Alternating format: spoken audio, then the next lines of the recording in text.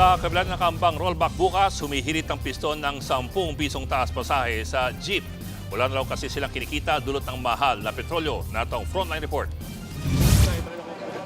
Sama-samang nagtungo sa tanggapan ng Land Transportation Franchising and Regulatory Board o LTFRB ang grupong piston para maghain ng petisyon na taas pasahe sa traditional jeep.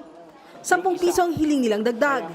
Kung mapagbibigyan, magiging 23 pesos na ang minimum na pamasahe sa mga lumang jeep, mula yan sa kasalukuyang 13 pesos.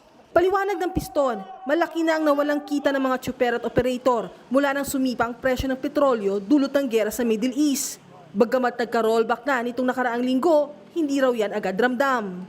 Ang layunin ay hindi pa para dun sa usapin ng umangat ang buhay ng mga driver, kundi para maibsan yung mas malaking halagang nawala ng kita ng ating mga drivers. Dahil pa sa mahal na petrolyo, katiting na lang daw ang kinikita ng mga tsuper. Sa ngayon ay halos umaabot na lamang ng 200 to 300 pesos yung naiuwi sa loob ng 12 to 18 hours na napamamasada ng ating mga driver. Kulang at kulang na kung saan ay doon sa pangangailangan ng kanilang pamilya.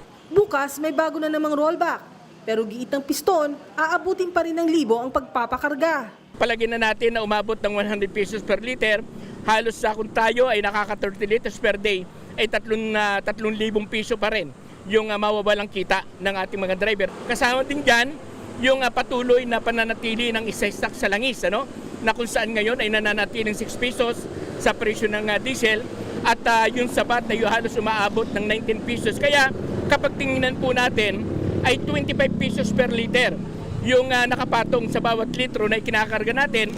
E pabor naman kaya sa 10 pisong taas pasahe ang ating mga kapatid? Hindi po. Bakit po? Hindi pa po tumataas yung sahod 10 pesos kagad, parang sobrang laki. Siguro 3 piso. Sir, hindi sir. Bakit? Sa hirap ng buhay ngayon sir. Maraming gastusin. Sasabay pa yung pamasahe. Dahan-dahan lang naman sa pagtaas ng pamasahe. Naman dito sa sahod namin yan. Taas din ang sahod. Anong dapat? Sa ngayon, aaralin pa ng LTFRB ang naturang petisyon. Nagbabalita mula sa Frontline, Malu Echevarria, News 5. Mga kapatid, Ed Lingaw po, maging maalam at may pakialam sa mga napapanahong balita sa ating bansa. Para sa mas malilimang pagtalakay at paghimay sa mga issue at headlines, mag-follow at mag-subscribe sa social media pages ng News 5.